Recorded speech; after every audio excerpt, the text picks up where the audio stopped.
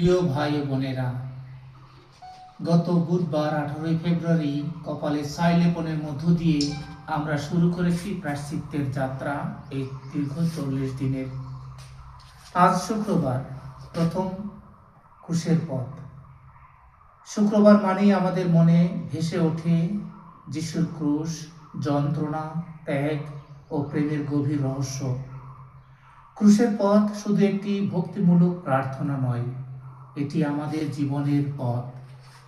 যখন আমরা যীশু খ্রিস্টের এই ক্রুশের পথ অনুসরণ করি, তখন আমরা দেখি তিনি নির্দোষ হয়েও দণ্ডিত হলেন, অপমানিত হলেন, পড়ে গেলেন, আবার উঠে দাঁড়ালেন। তিনি আমাদের দেখালেন জীবনের কষ্ট শেষ নয়, ভালোবাসাই শেষ কথা।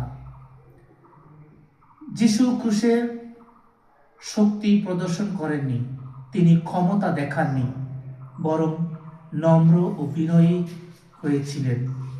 আজ আমাদের পরিবারে, সমাজে, গির্জায় আমরা কি নম্র হয়েছি? আমরা কি অন্যের ভুল ক্ষমা করতে পেরেছি? যিশু তো ক্রুশে থেকে সমস্ত মানব জাতিকে ক্ষমা দান করেছেন। ক্রুশ আমাদের শেখায় নম্র হয়ে ঈশ্বরের কাছাকাছি হতে। ক্রুশ আমাদেরকে শেখায় ভালোবাসতে, ক্ষমা করতে। যিশু তিনবার মাটিতে পড়ে গেলেন, আবার তিনি উঠে দাঁড়ালেন। আমাদের জীবনেও দুঃখ, ব্যর্থতা, অসুস্থতা, আর্থিক কষ্ট আসে, কিন্তু ক্রুশের পথ আমাদের বলে পড়ে যাওয়া পাপ নয়, না ওঠাই পাপ।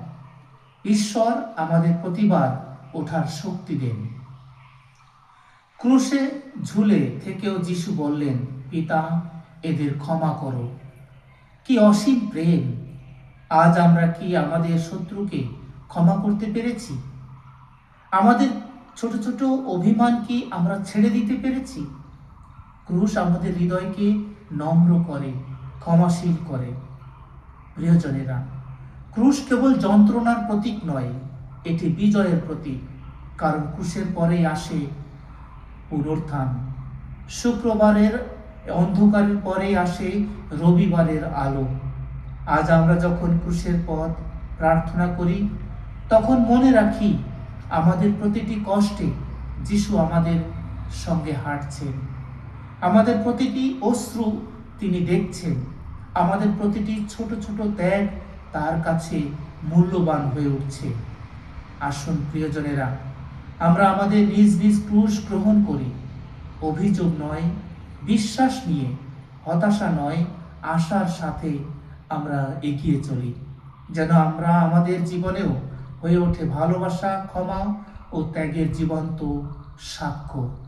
এই ক্রুশের যাত্রায়, এই প্রায়শ্চিত্তকাল আমাদের প্রত্যেকটা মানুষের হৃদয়ে আনন্দে, ঈশ্বরের ভালোবাসায়, স্বর্গীয় ক্ষমায় একটা ভাতৃ সমাজ গড়ে তুলি। প্রভু যীশু খ্রিস্ট আমাদের প্রত্যেককে আশীর্বাদ করুক।